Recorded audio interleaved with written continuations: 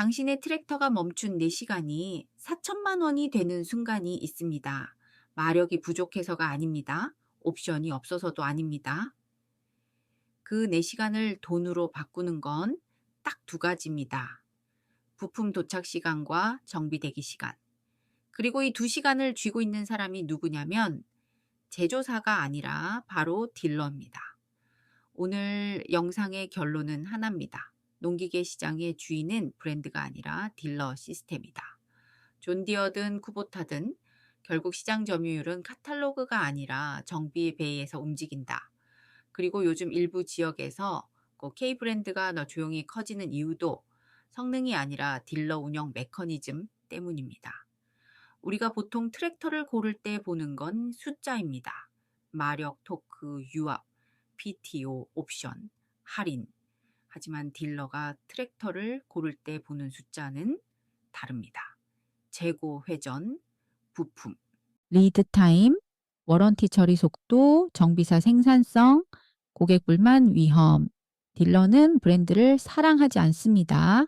딜러는 리스크와 현금 흐름을 계산합니다. 여기서 첫 번째 사실부터 깔고 가겠습니다.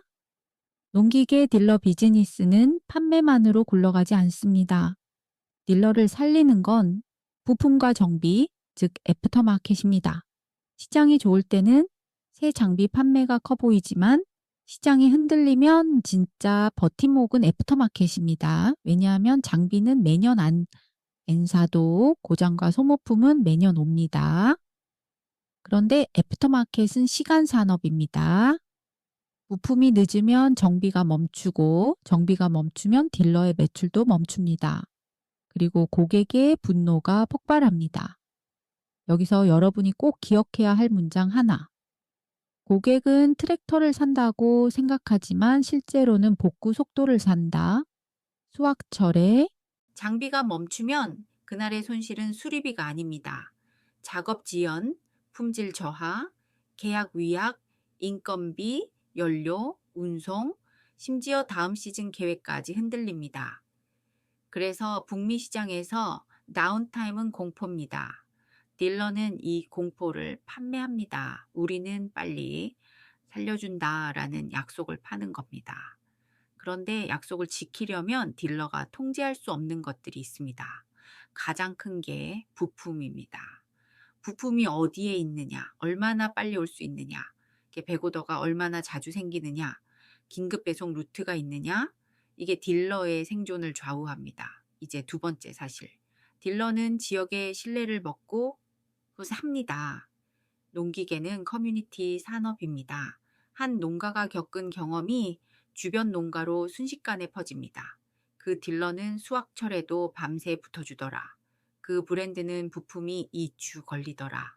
이 평판이 쌓이면 다음 구매가 결정됩니다. 그리고 평판의 얼굴은 제조사가 아니라 딜러입니다.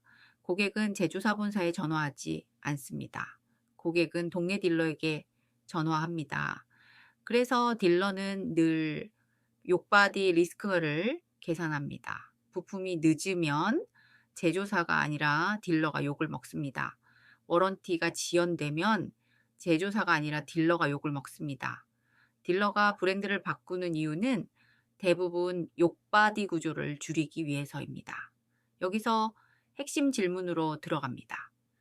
왜 어떤 딜러는 존디어나 쿠보타 같은 메이저 라인을 완전히 포기하진 않더라도 우선순위를 내리고 다른 라인을 올리기 시작했을까? 정답은 성능이 아니라 운영 조건입니다. 딜러의 운영 조건은 크게 4줄로 정리됩니다. 부품 정비, 워런티, 그리고 재고 금융. 첫째, 부품.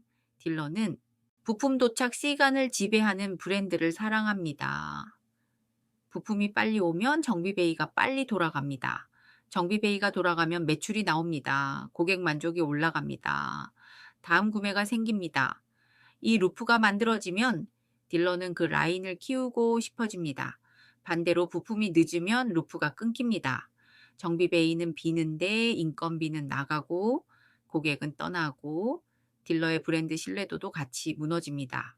둘째, 정비. 딜러에게 정비사는 가장 비싼 자산입니다. 정비사를 뽑고 키우는데 시간이 걸립니다. 정비사가 생산성을 내기까지 또 시간이 걸립니다. 그러니 딜러는 정비사가 효율적으로 일할 수 있는 라인을 선호합니다.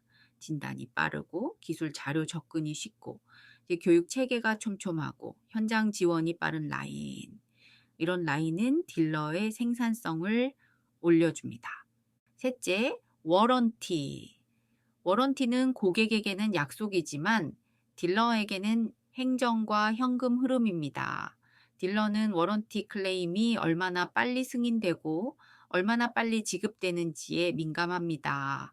지연될수록 딜러의 돈이 묶입니다. 그리고 고객은 왜 이렇게 오래 걸리냐라고 딜러에게 따집니다. 워런티가 깔끔할수록 딜러는 스트레스가 줄어듭니다.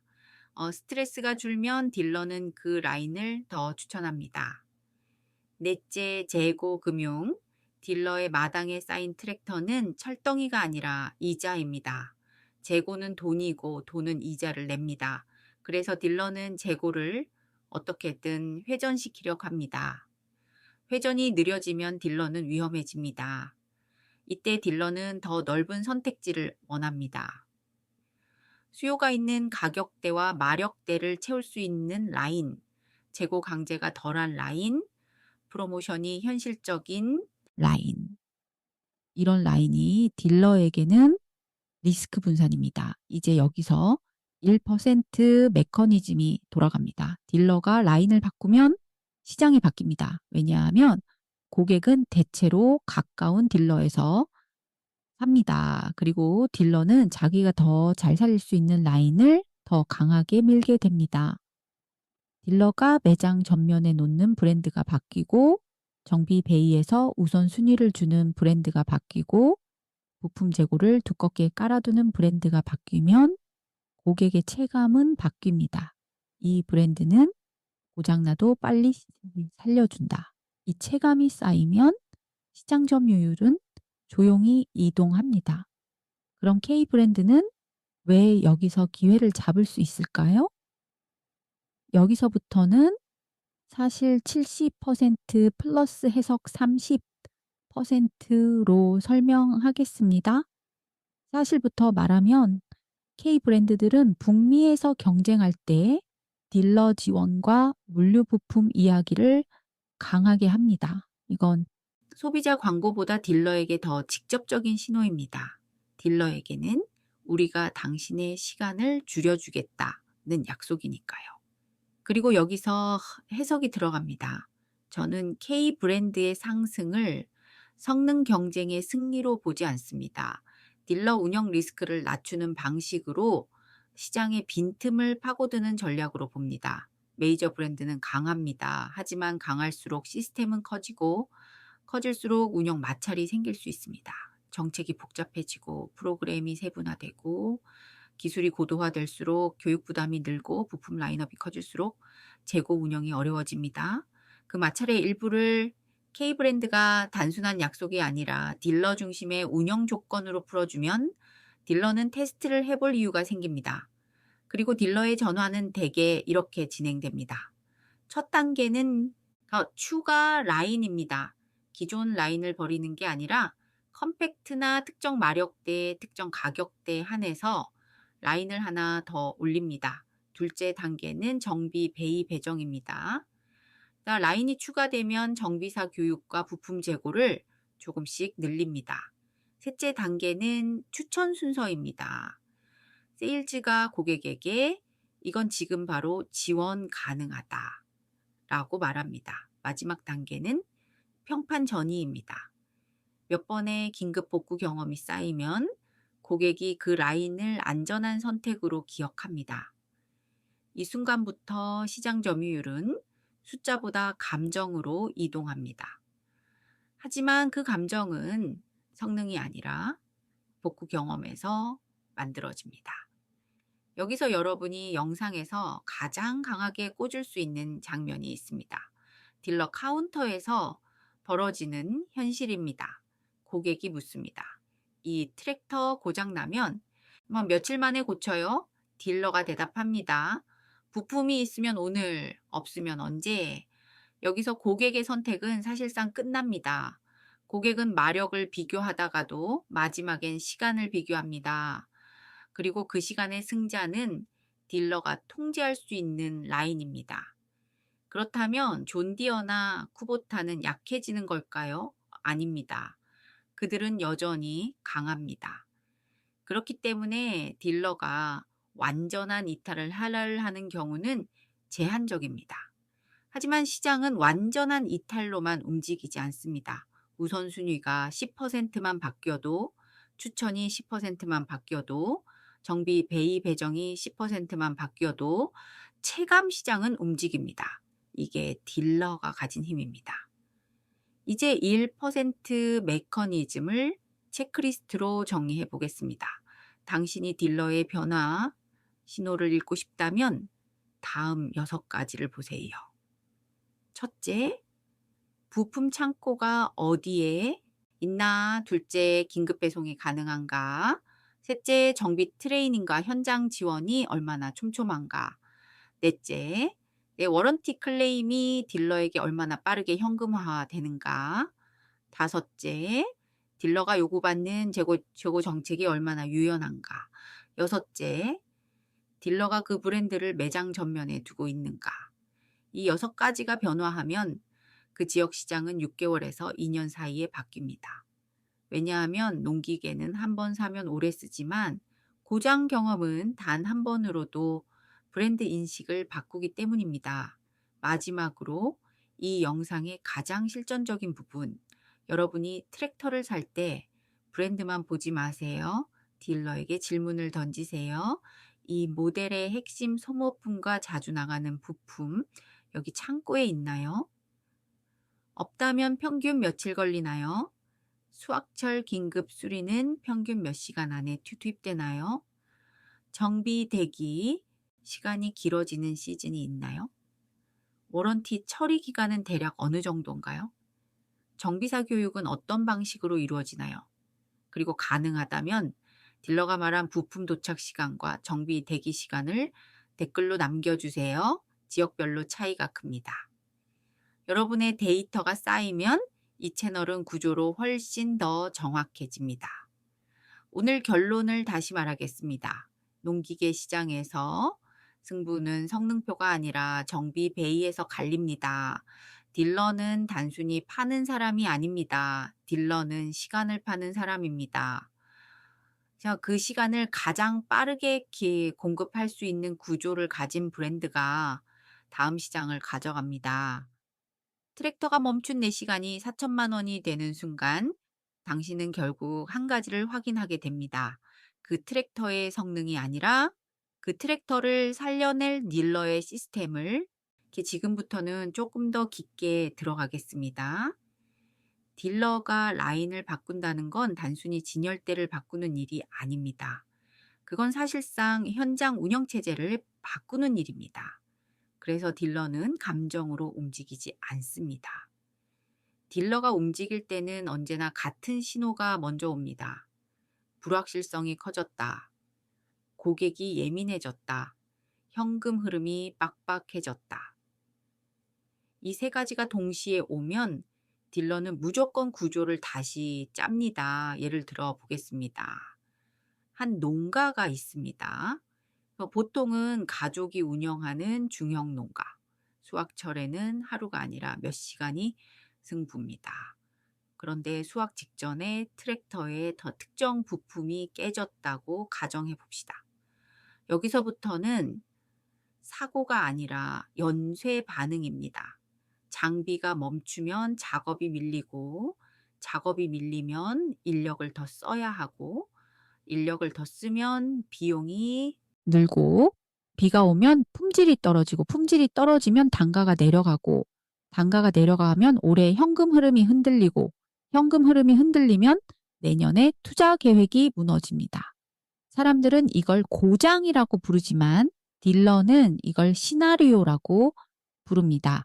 고장 하나가 고객의 미래를 흔드는 시나리오. 그래서 딜러는 다음 질문을 던집니다. 이 시나리오를 내가 막을 수 있나? 막을 수 있는 유일한 방법이 2가지입니다. 부품을 빨리 가져오거나 대기 없이 바로 정비에 투입하거나, 즉 부품 도착 시간과 정비 대기 시간을 줄이는 겁니다. 여기서 딜러가 고객에게 파는 건 성능이 아니라 확률입니다. 확률적으로 내가 당신의 다운타임을 줄여줄 가능성이 얼마나 되느냐. 그래서 딜러는 실제로는 보험 상품 같은 일을 합니다. 고객은 트랙터를 사면서 동시에 지역 보험을 사는 셈이고, 그 보험의 언더라이터가 딜러입니다. 이게 왜 중요하냐면 보험의 핵심은 약관이 아니라 지급 속도이기 때문입니다. 농기계에서도 마찬가지입니다. 약속은 누구나 합니다. 하지만 지급, 즉 복구는 시스템이 있는 쪽이 합니다. 그럼 딜러는 시스템을 어떻게 만들까요? 여기서 딜러의 내부를 조금만 들여다보면 답이 나옵니다. 딜러 매장에는 보이지 않는 전쟁이 있습니다. 바로 정비 베이 슬롯 전쟁입니다. 정비 베이는 한정돼 있고 정비사도 한정돼 있습니다. 그 슬롯을 어디에 배정하느냐가 곧 돈입니다. 그러면 딜러는 당연히 슬롯을 이렇게 씁니다. 부품이 빨리 오는 라인, 진단이 빠른 라인, 클레임이 빨리 정리되는 라인, 고객 불만이 덜한 라인, 반대로 부품이 늦어 정비가 자주 막히는 라인은 딜러 입장에서 슬롯을 잡아먹는 비용이 됩니다. 이때부터 딜러의 추천 순서가 바뀝니다. 고객이 보기에는 그냥 딜러가 추천한 브랜드지만 그 뒤에는 정비 베이 효율이라는 냉정한 계산이 깔려 있습니다. 또 하나, 딜러는 부품을 많이 가지고 있을수록 좋을까요? 반은 맞고 반은 틀립니다. 부품 재고를 두껍게 깔면 복구가 빨라집니다. 하지만 부품도 재고입니다. 재고는 돈이고 돈은 묶입니다. 그러니 딜러는 모든 부품을 다 쌓아둘 수 없습니다. 딜러가 원하는 건 많은 재고가 아니라 정확한 재고입니다. 자주 나가는 부품, 고장 확률이 높은 부품, 수확철에 치명적인 부품, 그리고 대체가 어려운 부품, 이 핵심 부품이 빨리 공급되는 브랜드가 딜러에게 유리합니다.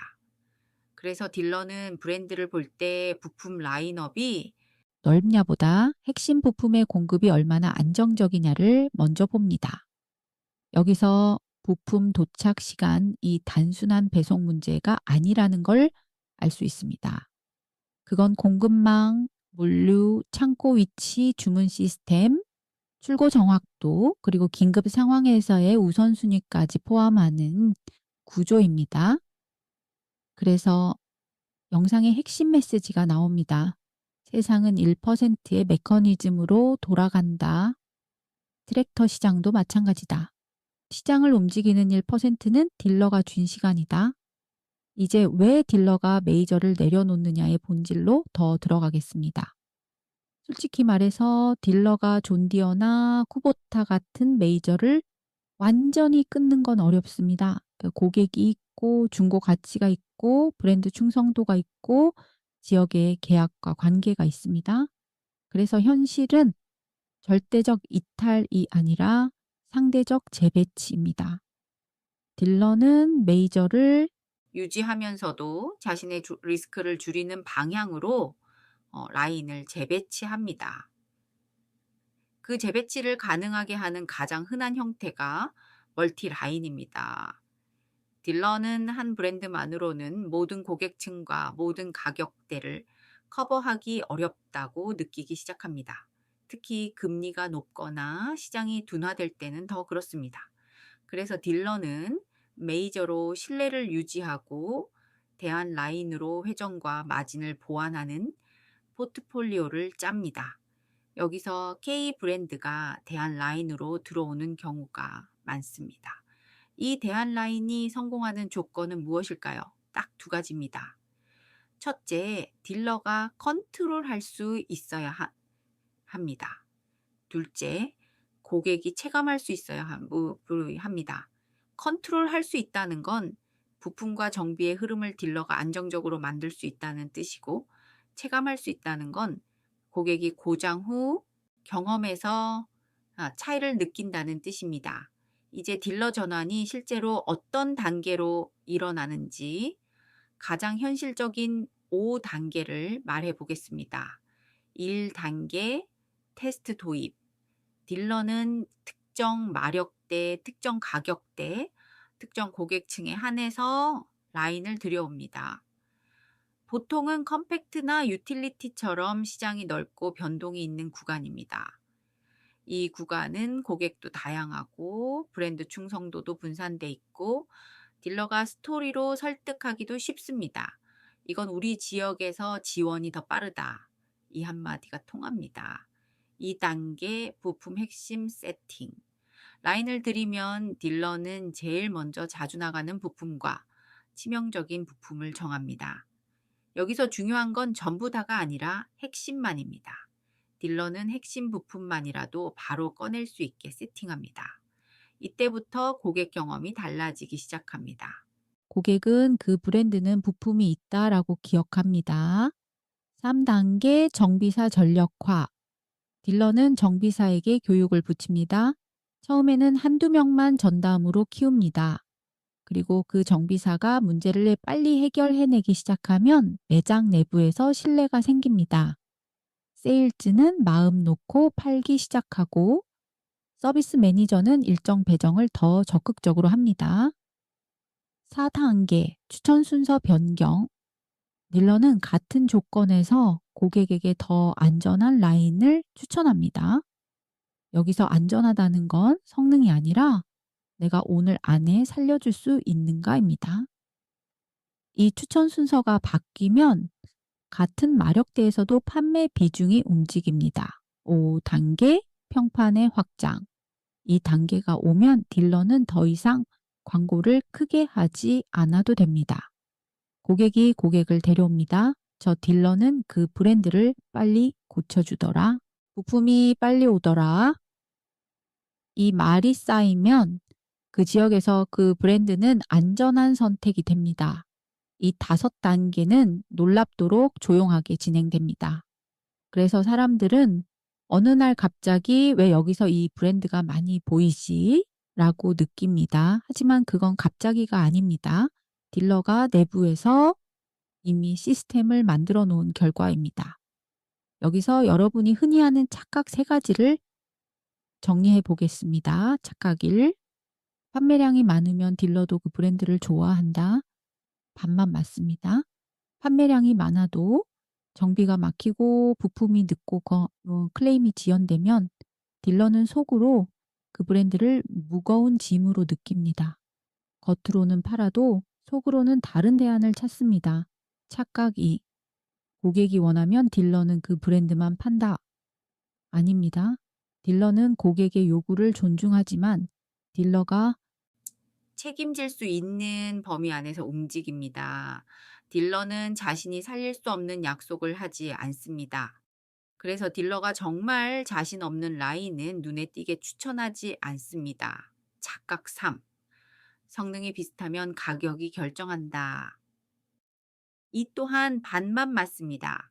시장에서는 가격이 중요하지만 딜러에게는 가격보다 총비용이 더 중요합니다. 총비용에는 다운타임이 포함됩니다. 다운타임은 고객의 총비용이자 딜러의 신뢰 비용입니다. 이제 다시 K브랜드 이야기로 돌아가겠습니다. K브랜드가 북미에서 성장하는 가장 설득력 있는 이유는 그들이 딜러에게 판매 스펙보다 운영 조건을 먼저 말하기 때문입니다. 딜러는 이런 메시지에 민감합니다. 현지 부품 공급을 강화했다. 딜러 교육을 강화했다. 서비스 지원 체계를 구축했다. 이건 소비자에게는 딱딱한 이야기지만 딜러에게는 생존과 직결된 이야기입니다. 여기서 저는 한 가지 해석을 더하겠습니다. 케이트 브랜드가 노리는 건 브랜드 충성도가 아니라 딜러 신뢰입니다. 브랜드 충성도를 바꾸는 건 오래 걸립니다. 하지만 딜러 신뢰를 얻으면 딜러가 대신 팔아줍니다. 딜러가 대신 지켜줍니다. 딜러가 대신 설명해줍니다. 이게 딜러 채널 비즈니스의 본질입니다. 그래서 K 브랜드가 성장할 때 일부 지역에서는 굉장히 빠르게 체감이 생깁니다. 딜러가 마음을 먹으면 판매는 그 다음입니다. 그렇다면 메이저는 가만히 있을까요? 물론 아닙니다.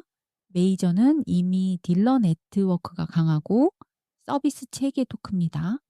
그래서 이 경쟁은 누가 더 센 트랙터냐가 아니라 누가 딜러의 시간 비용을 더 줄여주느냐의 경쟁으로 갑니다. 그리고 이 경쟁의 결과는 지역마다 다르게 나타납니다. 왜냐하면 부품 창고의 위치도 다르고 딜러의 인력도 다르고 고객의 작업 패턴도 다르기 때문입니다. 그래서 저는 여러분에게 하나 부탁을 드립니다. 이 채널이 정말 구조로 정확해지려면 현장 데이터가 필요합니다. 여러분이 딜러에게 들은 말을 기록해 주세요. 부품 도착 시간은 며칠인지, 정비 대기 시간은 얼마나 되는지, 수확철에는 얼마나 달라지는지, 지역이 어디인지 그 데이터가 쌓이면 우리는 브랜드 토론이 아니라 구조 분석을 할 수 있습니다. 이제 마지막 파트입니다. 오늘 영상의 내용을 한 장으로 정리해 보겠습니다. 첫째, 농기계 시장은 시간 산업이고 시간을 지배하는 건 딜러다. 둘째, 딜러의 돈은 판매만이 아니라 부품 정비에서 나온다. 셋째, 부품 도착 시간과 정비 대기 시간이 고객 경험을 바꾼다. 넷째, 고객 경험이 바뀌면 평판이 바뀌고 평판이 바뀌면 시장 점유율이 이동한다. 다섯째, K브랜드가 커지는 이유는 성능보다 딜러 운영 리스크를 낮추는 방식에 있다. 여섯째, 메이저가 약해진 게 아니라 딜러의 우선순위가 바뀌고 있다. 그리고 다시 오프닝으로 돌아가겠습니다. 트랙터가 멈춘 4시간이 4천만 원이 되는 순간 당신이 확인해야 하는 건 마력도 옵션도 브랜드 로고도 아닙니다. 그 트랙터를 다시 움직이게 할 딜러의 시스템입니다. 이게 1% 메커니즘입니다. 마지막으로 딜러의 변화를 눈으로 확인할 수 있는 징후 5가지를 말해 보겠습니다. 이건 누구나 확인할 수 있고 영상 후 바로 써먹을 수 있습니다. 첫째, 매장 전면의 배치가 바뀝니다. 딜러는 중요하지 않은 브랜드를 가장 좋은 자리에 두지 않습니다. 입구에 어떤 라인이 서 있는지 그게 신호입니다. 둘째, 부품 창고의 우선순위가 바뀝니다. 네, 대화만으로도 알 수 있습니다. 딜러가 특정 라인에 대해 부품은 걱정 없다라는 표현을 자주 쓰면 그 라인은 이미 시스템이 세팅된 겁니다. 셋째, 서비스 매니저의 태도가 다릅니다. 같은 질문을 던졌을 때 어떤 라인은 답이 빠르고 구체적이고 어떤 라인은 답이 흐립니다. 답이 흐리다는 건 아직 내부가 정리되지 않았다는 뜻입니다. 넷째, 중고 마당의 구성입니다. 중고로 어떤 브랜드가 많이 깔려 있는지, 그리고 그 중고가 얼마나 빨리 나가는지. 딜러는 중고가 잘 도는 라인을 좋아합니다. 중고가 돌아가면 트레이드인이 쉬워지고 트레이드인이 쉬워지면 신품 판매도 쉬워집니다. 다섯째, 딜러가 시간을 먼저 말하기 시작합니다. 가격보다 먼저 수확철엔 이렇게 대응한다. 긴급이면 이렇게 한다. 대기 시간은 보통 이렇다. 이런 말을 먼저 꺼내는 딜러는 이미 경쟁이 성능이 아니라 시간이라는 걸 알고 있는 딜러입니다. 이 5가지가 보이면 그 지역은 이미 변하고 있습니다. 그리고 시장이 바뀌는 속도는 당신이 생각하는 것보다 빠릅니다. 왜냐하면 농기계는 한 번 사면 오래 쓰지만 한 번의 다운타임 경험은 아주 오래 기억되기 때문입니다. 그리고 마지막으로 한 장면만 더 남기겠습니다. 당신이 밤 11시에 딜러에게 전화를 걸었을 때 누군가는 전화를 받지 않을 겁니다. 하지만 누군가는 받습니다. 그리고 누군가는 말합니다. 지금 오겠습니다. 그 한 문장이 당신의 4시간을 지키고 당신의 시즌을 지키고 당신의 다음 구매를 바꿉니다. 사람들은 그걸 친절이라고 부르지만 딜러에게는 그게 시스템입니다. 야간 대응 체계, 부품 긴급 루트, 정비사 호출, 현장 출동. 이건 감성이 아니라 운영입니다. 그리고 운영은 결국 시장을 이깁니다. 정리하겠습니다. 시장 점유율은 광고로만 만들어지지 않습니다. 시장 점유율은 고장 이후에 만들어집니다. 그 고장 이후를 지배하는 건 딜러이고 딜러가 지배하는 건 시간입니다.